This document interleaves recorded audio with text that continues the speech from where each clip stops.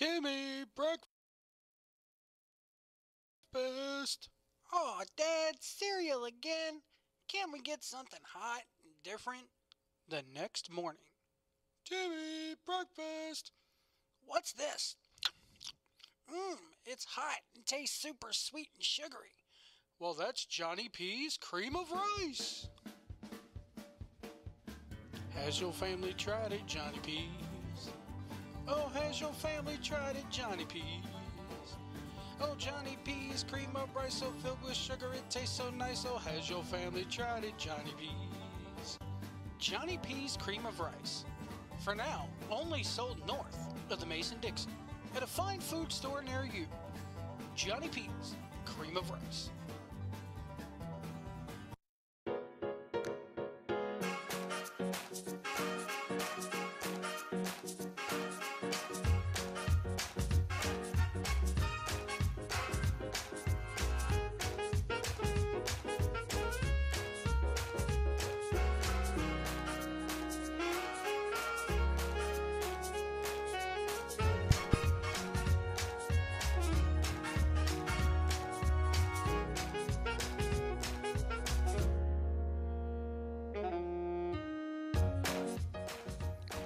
And good evening, everybody.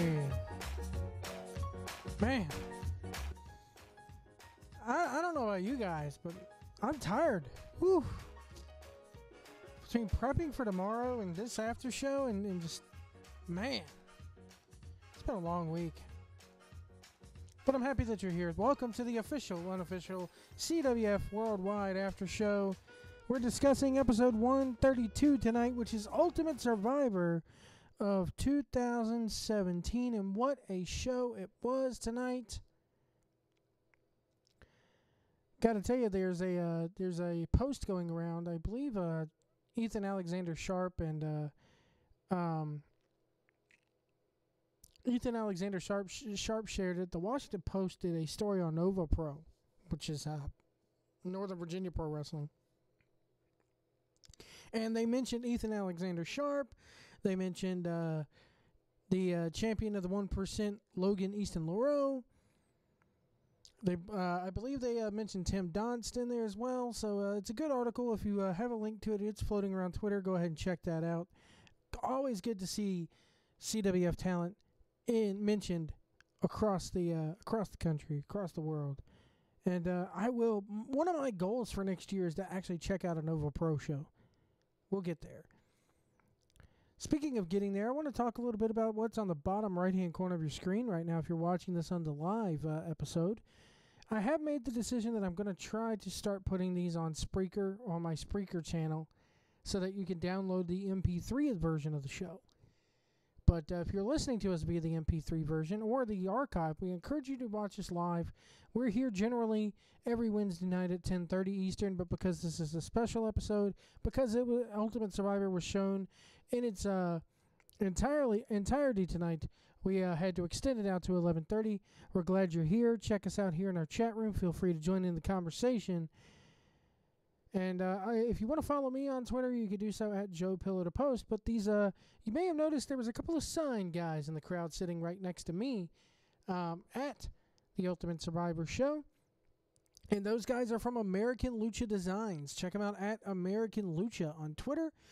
Let me read you what they have here on their Twitter page. I had it all pulled up. You know me. Just when you think I have everything prepped, I don't. Oh man. I'll tell you what, Chris P led us on Twitter, man. His gifs on Twitter, gifs, whatever you want to call it, they crack me up. I swear to God. Let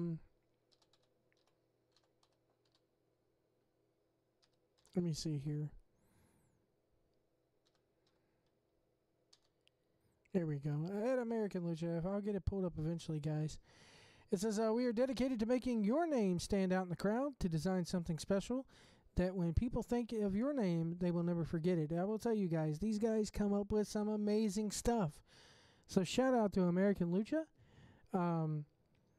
I've been in talks with them about possibly getting a new logo for the after show made. And these guys do really good work, as you saw tonight on the after show. So It was cool to meet those guys finally there at the Sportatorium. It was cool to sit next to them. I was cracking them up during the Stokely Hathaway match, talking about his shrimp tights. We'll get to that here in a minute. But let's get into this episode. I want to tell you guys, Battlecade tickets. The annual CWF Mid-Atlantic Anniversary Supercard, Battlecade X8. Tickets are on sale now. CWFtickets.com. Get your tickets now. You do not want to miss this. You will want to guarantee yourself a seat for the Supercard. I guarantee you it's going to get down to standing room only. Last year, I barely got a seat. I was crammed in the back corner. And I said, if I attend this event next year, I'm going VIP. I went VIP. If you have a chance to go VIP, let me tell you, I went VIP for Ultimate Survivor. It was awesome. Unlimited concessions. You get a nice comfy chair to sit in if you're on the front row like I will be for Battlecade. Amazing treatment. You get unlimited food. Who can like be frowning upon that? For $25, you get a nice comfy seat and unlimited food right there in the front row. It's awesome. So tickets for Battlecade on sale now. I want to also tell you that they have tickets. I'll go ahead and tell you what they got on sale over there now. Let me pull this up. They also have their December 2nd show on sale now, which is going to be their Christmas-themed show at the Sportatorium. January 13th, they're back at the Sportatorium for New Year's Knockout 2018. Tickets are on sale for that now. And the big payback in Chapel Hill, North Carolina, when they return to the Hargraves Community Center January 27th. Tickets are on sale now for that as well. And that is in Chapel Hill, North Carolina, at the Hargraves Community Center, 216 North Robinson Street, with a 7:30 bell time. And again, that is January 27th. It's a Chapel Hill street fight. They've already announced this here. Anything goes rematch between Snooty Fox and Eric Royal. And Snooty Fox is coming back to main event that damn building yet again. So there you go. They have everything, every show it looks like, except for if they throw an RGL show in there. But they have every main show from December 2nd through January up right now. CWFtickets.com. Go get your tickets. Come hang out with us at the Sportatorium. Hang out with those guys in Chapel Hill. I'm going to try to make that Chapel Hill show if I can. Be nice to make a Chapel Hill show. But yeah, so let's get into Worldwide Episode 132, Ultimate Survivor. We opened up, I'll be honest with you guys, there was a lot of matches here that I did not take a whole lot of notes for, so you're just going to get general thoughts on these from me. Because there's a lot of crap to keep up with. I'm running late tonight. Thanksgiving's tomorrow. We all got a big day of eating and passing out in front of the TV tomorrow, and I don't want to keep you guys up too late for that. So we had Stokely Hathaway's Dream Team. It's Stokely Hathaway, Ethan Alexander Sharp, Kane Justice, Frankie Flynn, AIW's Brian Carson, and the Philly Marino Experience, which is Philly Collins and Mario Tenaglia. Oh, man, I'm butchering that. I'll just call him Mario. Mario Tenaglia. Oh, God, it's late, and I'm butchering names. I'll just put it this way. This Mario guy looked like Johnny Fairplay's long-lost cousin. With the hair and everything. That's the first thing I thought of when I seen him. I was like, did you steal Johnny Fairplay's gimmick? Because he looks just like Fairplay, for real. They're going up against the team of the, as Cecil Scott dubbed it, Team Dirty Adler. I don't want to know what a Dirty Adler is, nor do I know if I want to experience it. Something tells me Cecil Scott has experienced it a lot. Anyway, Dirty Daddy, Jesse Adler, the Vanguard, consisting of Caprice Coleman and Darius Lockhart, Cam Carter, Michael McAllister, Nick Richards, and Handsome Mitch Connor. Man, we got a Survivor Series theme background on the credits this week. We didn't get a Stutzy put out on Twitter that they wanted he's always wanted a Survivor Series style credits to go along with the Ultimate Survivor episode. We didn't get that, but we got a song. We got the theme song there. And this was just, again, I'm gonna run down a little bit here of this match, if I can here. Adler versus Kane. We got Dirty Daddy versus Kane Justice started it off, I believe.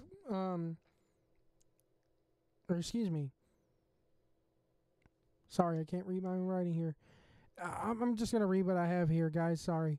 In the match, we had Dirty Daddy versus Kane Justice, kind of like a little rematch there. Yet again, it turned into like the hockey fight, as they put it on commentary. And then we got Adler versus Kane, fast-paced there to start it. We got a spear by Flynn on Darius Lockhart in the match, which was really good, I thought. And our first elimination came when Coleman and Lockhart did the double team, and they eliminated Frankie Flynn. I put here with Cam Carter. I know Cam Carter was the next one to be eliminated because Philly Marino, they got the double team here, and to eliminate Cam Carter. But I have here Cam Carter, 2018 big year. I wonder if 2018 is going to be the year of Cam Carter. At least we'll see a lot more Cam Carter in 2018. I hope we do. Nick and Mitch pull out the double suplex move. That's literally what it was called, the double suplex move. Nick no longer has the ugly orange tights. He's actually wrestling in a nice red and black singlet. McAllister coming in, showing Nick how it's done. This is how you chop him. You gotta hurt him, Nick. You gotta hurt him. This is how you hurt him. It was great. And then you had to deal with McAllister and Cutshaw both acting crazy. And I think McAllister at one point even looked at him and said, "This guy's crazy. People think I'm crazy. This guy's crazy." And I like how Michael McAllister at one point's like, "What are the voices in your head telling you? They tell me a lot of things in my head." You know, it was really good stuff here. Cutshaw at certain points was the star of this match. Cutshaw kind of stole the show here.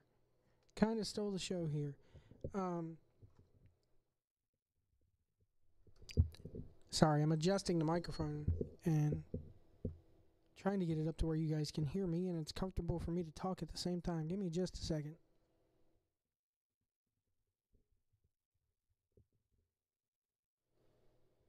There we go. I put here Cutshaw does the realization elbow, eliminates McAllister here. Good reffing here by there's one spot in the match where Sharpie does the Edge-O-Matic and tries to go for a pinfall, but the guy's shoulders are not down because the leg from the Edge-O-Matic is preventing the shoulders from being down. And referee Mr. Pierce says, "I'm not counting it. His shoulders aren't down. You know, he treated like a shooter around here, which is good, which is the way it should be."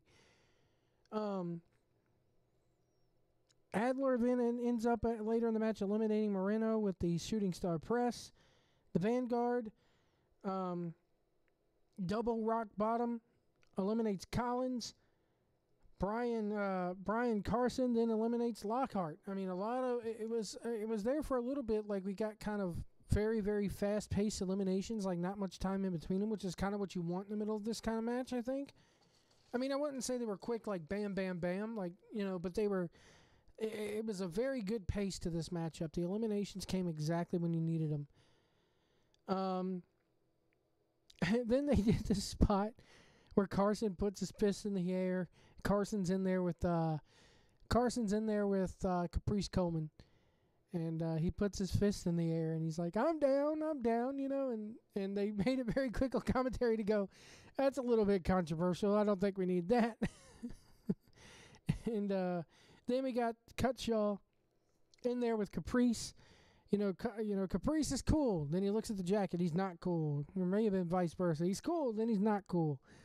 And then Kane's sitting there, you know, with Caprice in there going, "You know what? He doesn't need a prep talk. He needs an exorcism." And Caprice is telling Cutshaw to listen to your heart. And Cutshaw finally does the "I'm a revolutionary." And then he turns on Caprice. Caprice goes for a springboard and almost hit Brad Stutz with the springboard. I remember being there live, and I'm sitting there. I yelled at Grant, "Move out the way, Grant!" After that move. Caprice and Stoke have a pose off, and Caprice does the Pillsbury Doughboy to Stoke's stomach.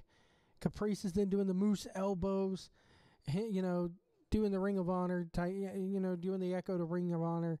Stokely Hathaway then hits the moose-style spear for a 1 count, which was pretty good. Stokely eliminates Caprice after Cutshaw interferes there. And Cecil wants to know if that was a rib. Kane then puts the twist ending on Mitch Connor and eliminates him via submission later on in the match. And then we get our first taste of Nick Richards versus Kane Justice. They mentioned the social media war. They mentioned the fact that Kane says he won't be there in 10 years. He'll be moved on. A lot of people in the locker room wondering, is he going to follow the path of Nick Richards and stick around in CWF? Or is he going to follow the path of somebody like a Trevor Lee and branch out and go other places and get other titles? I like this. I like the storyline that they're building between these two because I believe firmly that we are going to see these two at Battlecade. I don't know if they're going to put a stipulation on it. I don't think it needs a stipulation here, but you're going to get Kane Justice versus Nick Richards one-on-one at Battlecade. I'm going to call it right now. I'm going to predict it right now, and it's going to be freaking amazing if both of these guys bring their A game. I'll just say that. Kane spits in Dirty Daddy's face and then eats a cutter. Nick eliminates Kane. Cutter, then he eliminates Brian Carson with another cutter. Cutshaw, distracts the referee. Kane comes back in and kicks Nick. And then we have the realization elbow again. And Cutshaw eliminates Nick there. We get later on we get the airplane spin into the brainbuster by Dirty Daddy, and he eliminates Stokely Hathaway. I put here, this is the best Cutshaw match I've ever seen.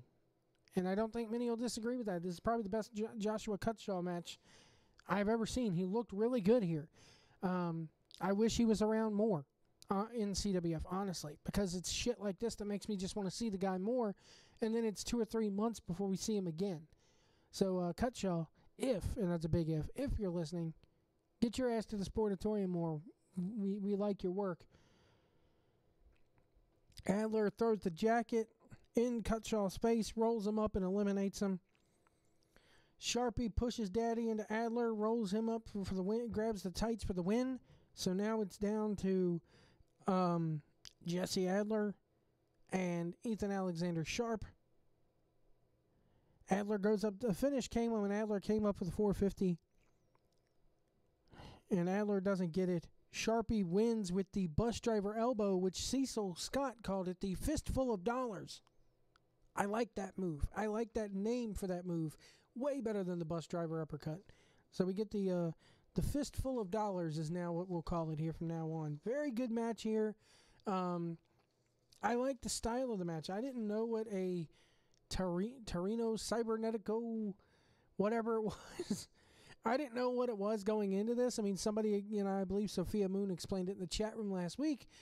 So I kind of knew what it was going in, but I've never seen it live because I didn't go to Ultimate Survivor last year. Didn't get a chance to. And this was my first Ultimate Survivor seeing it live. So it was a very good idea. It's a very good concept. I like this idea. I like the fact that they only bring it out once a year. It should only be brought out once a year for Ultimate Survivor. Very well done by everybody in this matchup. I can only imagine as a booker what it's like to book something like this. And I can only imagine as a wrestler what it's like to call something like this. That just, it blows my mind when I see matches like that. And yes, this match could have been a lot of flippity-flappity-flippity-flu and a whole bunch of, God knows what this match would be like if like TNA or Ring of Honor put it on. Oof. Oof. It'd be like watching and follow the bouncing ball. But you really didn't have to do that here. It told a story. Again, putting Ethan Alexander Sharp over. Ethan Alexander Sharp is the sole survivor. And I like the way Ethan Alexander Sharp is going. I'm curious to see what they do with him at Battlecade. I'm curious to see if it's him and Adler at Battlecade for that TV title. I believe I put down in some predictions that Ethan, Adler, Andrews, and maybe throw McAllister in there in a fatal four-way for the TV title. I don't know where they're going with Ethan Alexander Sharp, but I like where they're going with Ethan Alexander. I like what we've been given so far in the latter half of this year. Eric Andrews comes out. He's handing out stickers and flyers and bumper stickers and buttons. Says we're going to have an Andrews Town Hall meeting. No question, let no question be unasked. And Stokely Hathaway comes out.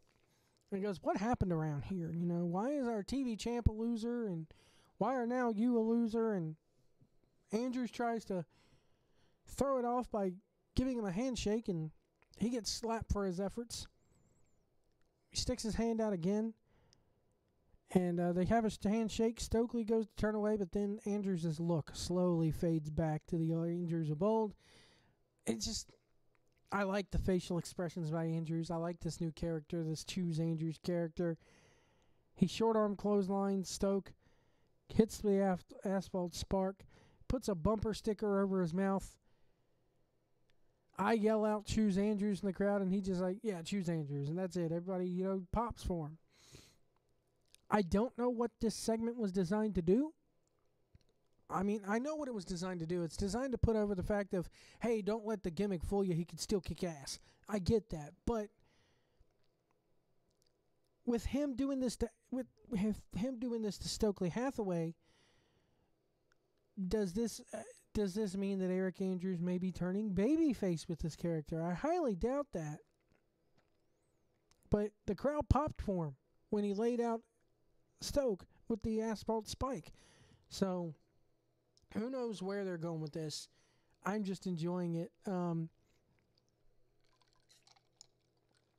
Sorry. Again, Eric Andrews, just the way he's transformed himself from the way he talks, from the way he looks, the way he moves, his mannerisms, his promos, everything has changed about Eric Andrews.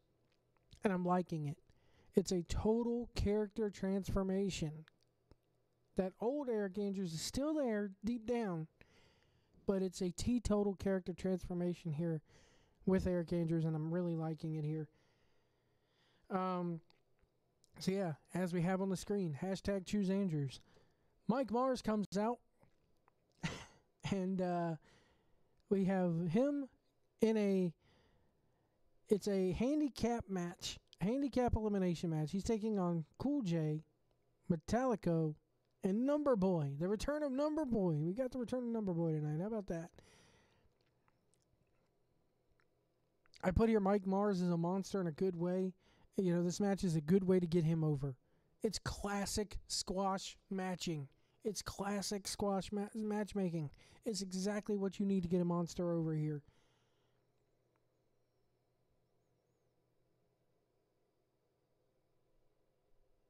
He put my big spot in this match. He puts Cool J on Metallico's shoulders, and then Fireman carries Metallico to where it kind of looked like they were falling on top of each other. I put here Grant popped because all you heard was Grant Sawyer laughing. It was great, and it was awesome, awesome stuff. Mike Mars with a pop-up headbutt eliminates Number Boy. Then he does a Wolfman slam to eliminate Metallico.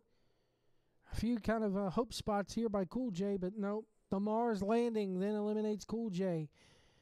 3 minutes, 1 second. I have to believe that this was only supposed to go 3 minutes, and the fact that, I'm sorry, if it was me and they were designing me to get over like that, the fact that it went 3:01, that 1 second would piss me off and really just irk me.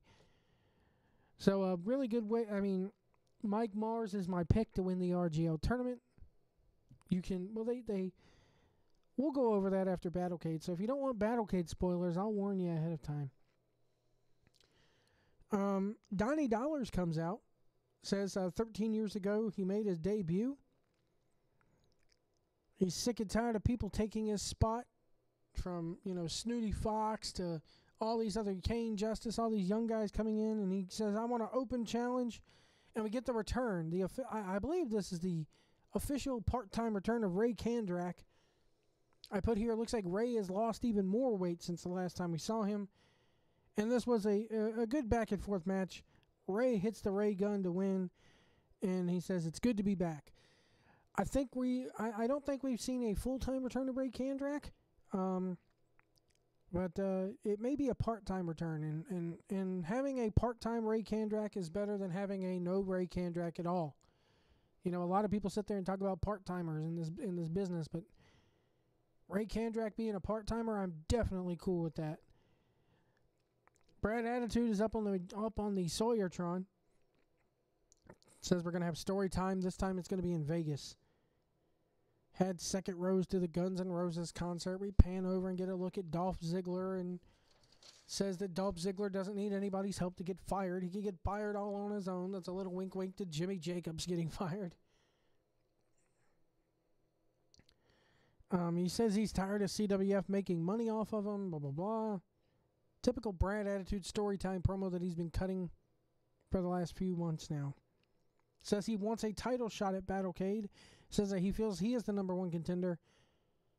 Leaves it all, he says Chet is nothing but a gnat and a blip on the radar, and cheers, assholes, is how the promo ends. Chet Sterling immediately comes out, says he's not going to be brushed off, and he challenges Brad Attitude for Battlecade. I was shocked as hell by this. We'll get into that when we get into our Battlecade talk here in just a few minutes. Next, we have our match for the official ring announcer for CWF Mid-Atlantic. It's Team All-Stars or Team Jerry Carey versus CL's Party. I put here, referee Red Jones is back. Welcome back, Red. Glad to have you back, man. So, in case you are listening to this before the Worldwide episode, which you need to go watch Worldwide first, Mace Lee, Roy Wilkins, Eric Royal, Otto Schwanz, and Jerry Carey taking on CL Party, Faye Jackson, Aaron Biggs, Mecha Mercenary, and Snooty Fox. Otto here. Otto is going gaga, as is everybody else for Faye Jackson here. It sounded like Otto was pointing at Faye, going, Choco, Choco. I guess that means he wants a chocolate milkshake from Faye Jackson, and she was plenty obliged to give him one.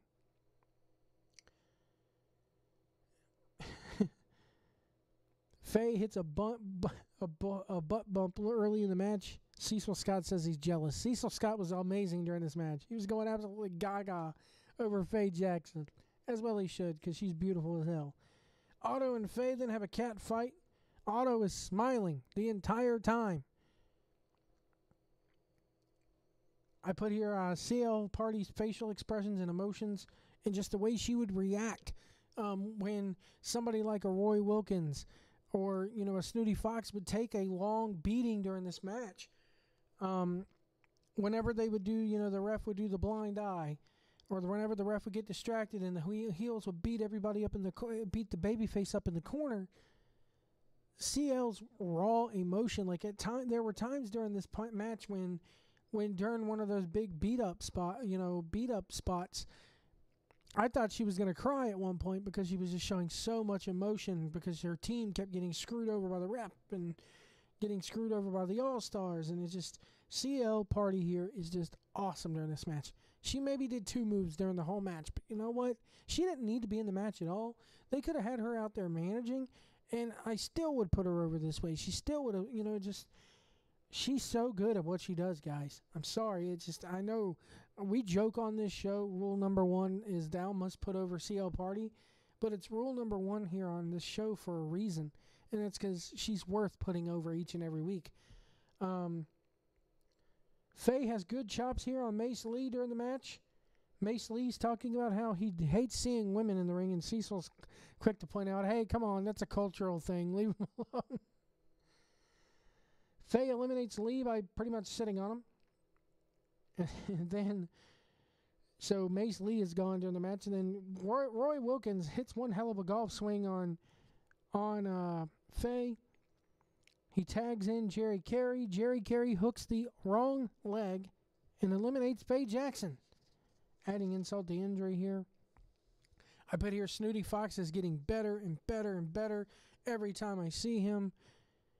He's gonna, he's just continuing to get better. I'm curious to see what they do with him at Battlecade, if they do anything at all. I mean, it's so difficult when you got a roster this talented, to have them all in quote unquote featured spots on an anniversary card. You got to have an undercard in there. Not everybody could be in the main event, or even the semi-main event. But he just keeps getting better and better, and who knows what we're gonna see out of Snooty Fox next year. I'm looking forward to it. We get an elevated, what I call the elevated Space Jam, and Jerry Carey comes in again and covers Fox, hooking the wrong leg, and eliminates Snooty Fox. Big chops later on in the match. by Aaron Biggs to Otto Schwann. Sweat was flying all over the place. You don't get to see that very often, and I think kudos to the way they have that sportatorium lit, and kudos to I believe it was Josh Baer who got those shots of the sweat flying. We hear someone else having a whistle, and then it's Pops. It's Andrew Everett's grandfather, who is William L. Cross's father. A little behind the scenes stuff there for you. And it's Pops. And Pops has a Viagra jacket on, which that quickly gets mentioned by Stutz. Says that he's coming on hard with the whistle, but if he's hard for more than 4 hours, contact a physician.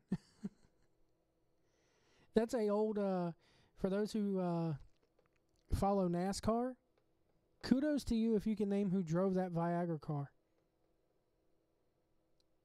There was a couple people, I think, that drove it, but one of them is more famous for driving it. He was an older driver at the time he was driving it, too.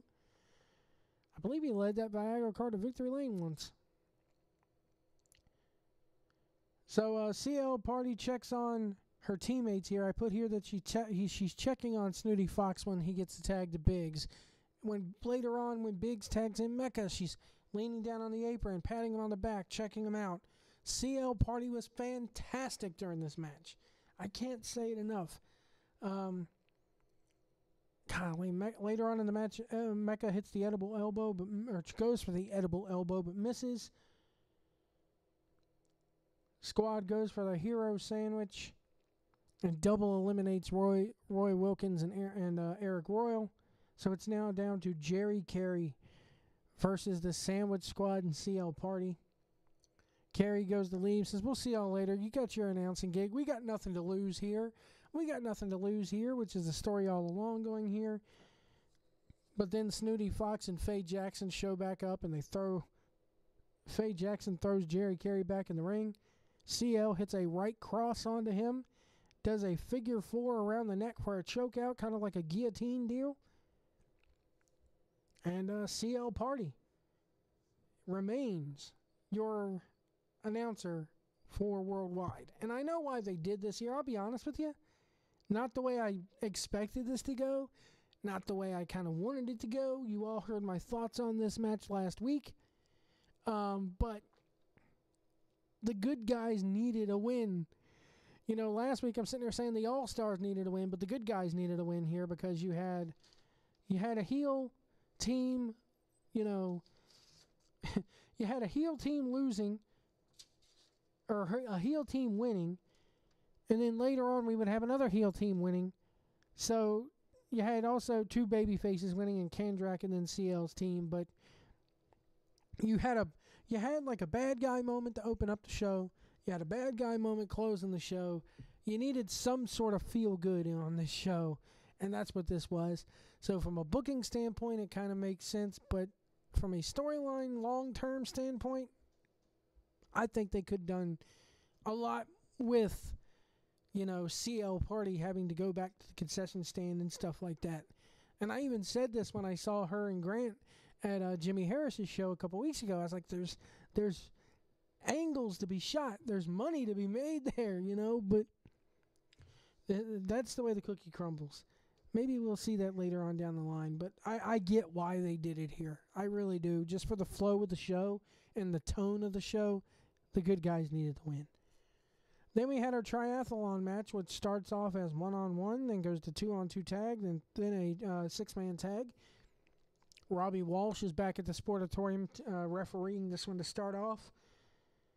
CW's laundry list included the HVPW title, the JWA title, the Midwestern United title, some NWA 2000 American Heritage title, Palmetto Pride title, the World Great Lakes Tag Team Champions. Oh, golly, this went on and on and on live, and it was just awesome. I got a kick out of it. Then at the start of the match, just when you think it's going to be Trevor Lee versus C.W. Anderson, the one-star Brad Attitude jumps out at the start, and it's going to be Lee versus Attitude. Good match here. C.W. Anderson interfering.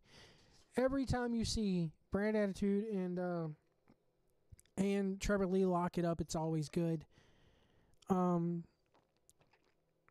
So the first fall came when C.W. Anderson deliberately shotgun super kicks Trevor Lee for the DQ.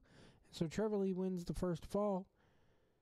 CW then throws Robbie Walsh out, so we got to get a new ref. Rick Converse comes in. Chet Sterling comes in. So that's Trev's team. Zane Dawson shows up, takes out Chet. Brad Attitude then, I think, goes to the back. So it's C.W. Anderson and Zane Dawson versus Trevor Lee and Rick Converse. Good match. Good commentary on this, referencing the Rick Converse CW relationship.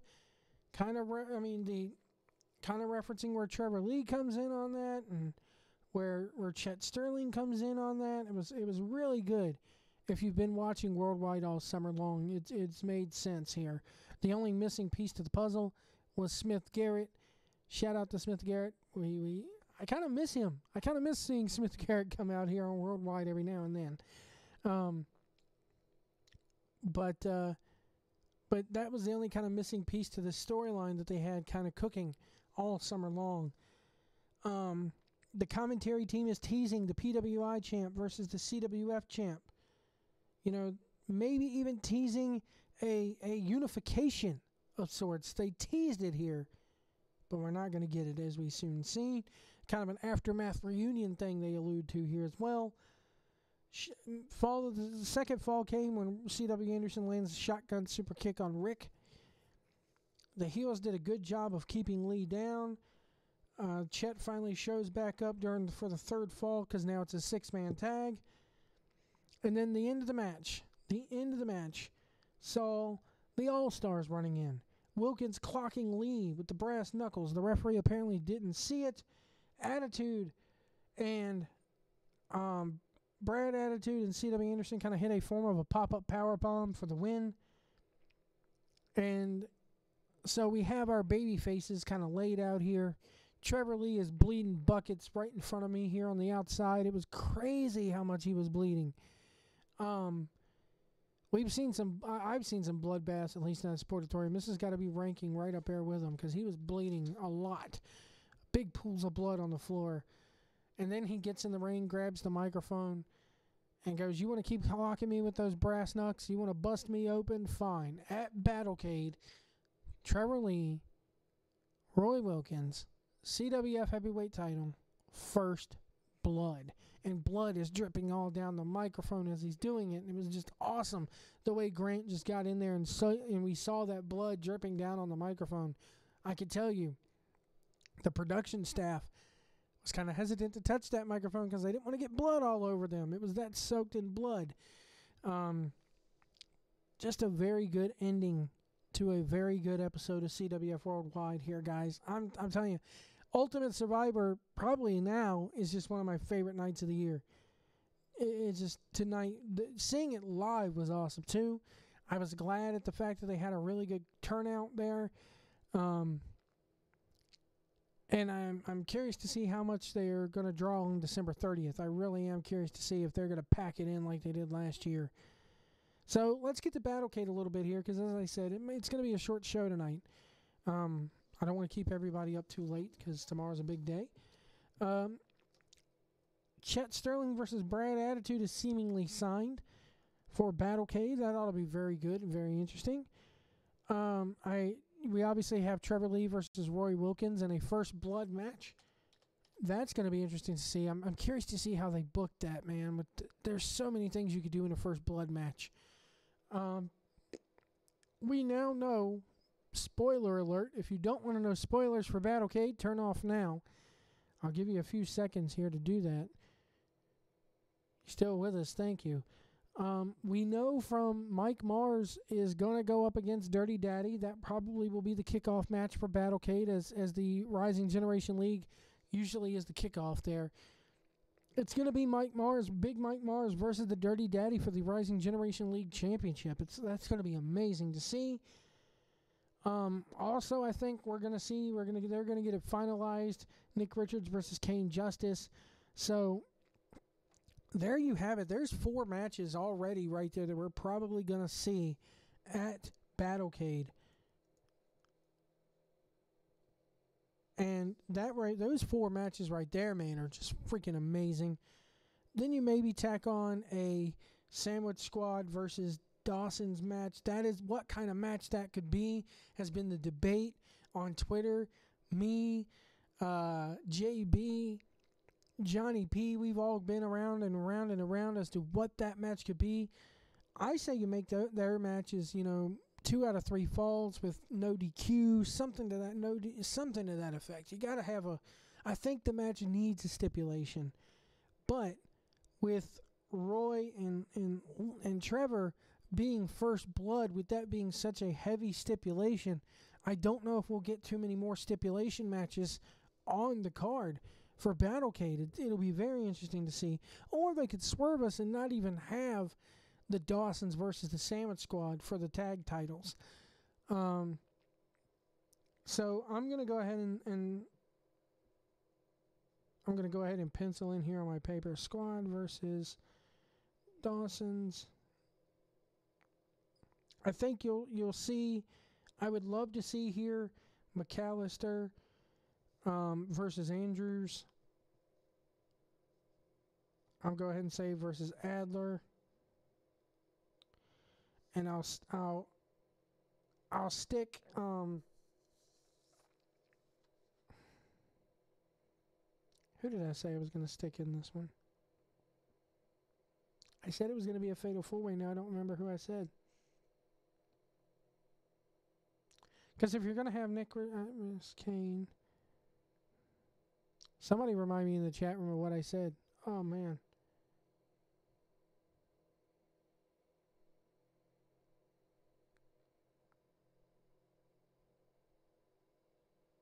Sharp. Here, that's what it was. So you maybe have Ethan Alexander Sharp where there we go there. So there's 5 or 6 matches right there that you could have for a Battlecade. Maybe a women's match. I would love to see a women's match on Battlecade this year.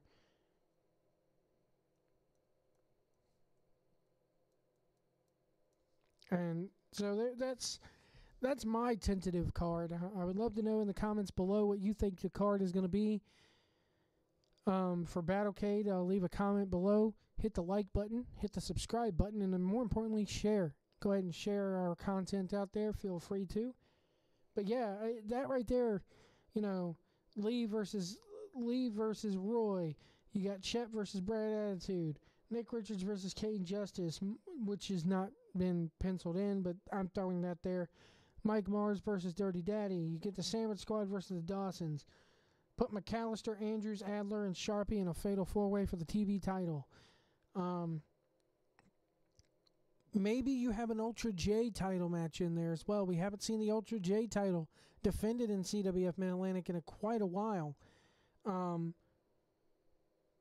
Maybe you put, you got to have Mike Mars and Daddy in there, like I said. I just don't know what else you could do here for this. For what we've been seeing there, you got to have Eric Royal somewhere on the card. I just don't know where you put him in at for this. Honestly, is there a spot for Eric Royal here? In terms of looking forward, we also have a good look at matches on December 2nd. What is going on? What is going to be on Worldwide? Well, I can tell you what's going to be on Worldwide next week. RGL tournament, we'll get. They filmed the RGL tournament, so we may get that. And they were also filming matches at Jimmy Harris's show a couple weeks ago that was in Burlington. So you're going to get some. I have a feeling in the next couple weeks you're going to get some of that. If they do Battlecade the week after it airs, that means it's going to air on January 2nd.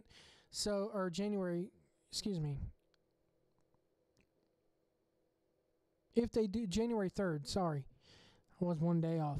So that means you got 1, 2, 3, 4, 5 weeks. If they plan to air it like that, we know December 2nd is probably going to take up 2 weeks of that leading into Battlecade.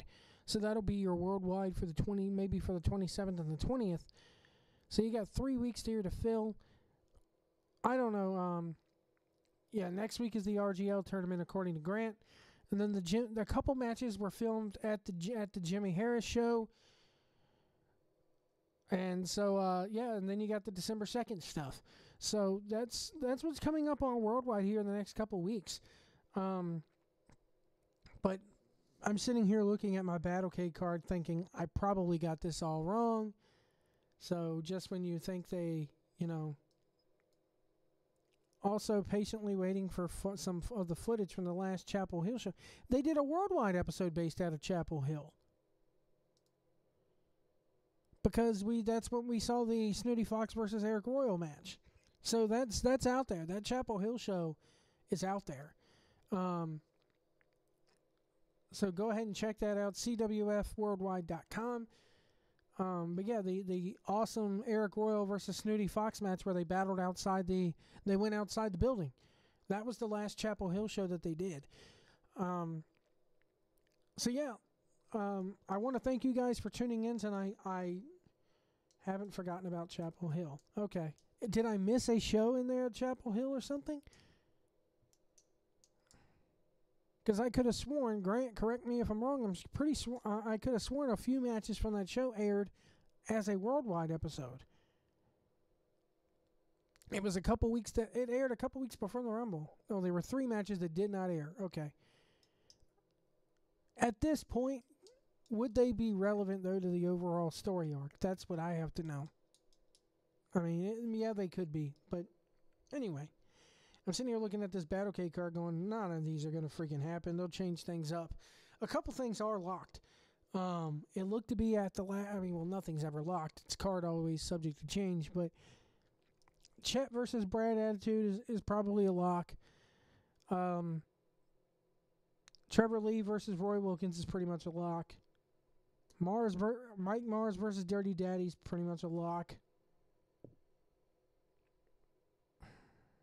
I want to say Nick Richards versus Kane is pretty much a lock. So those are your top 4 matches, I would say, or your first 4 matches for Battlecade. So yeah, it looks like Grant says they will air. So it's for me, it's not a matter of whether stuff airs or not. It's a matter of does it flow storyline-wise. Not everything has to. I realize that because it is an indie federation, quote-unquote. I use that term loosely for CWF now because I use that term loosely because I don't go to any other indie shows, hardly. The Jimmy Harris show was the first indie show outside of CWF that I had been to in well over a year. And it didn't feel right. I'll just say that. So yeah, it's Battlecade shaping up. They announced tonight that after the events of Ultimate Survivor, Chet Sterling and Rick Converse are seeking revenge on the All-Stars as Roy. So basically what they're having now is on December 2nd, and VIP tickets are available at CWFtickets.com.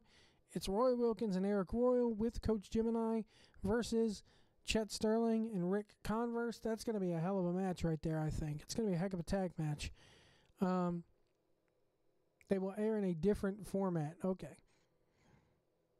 So there you go, folks. That December 2nd, I'm going to try to make December 2nd. I may not sit VIP December 2nd, but so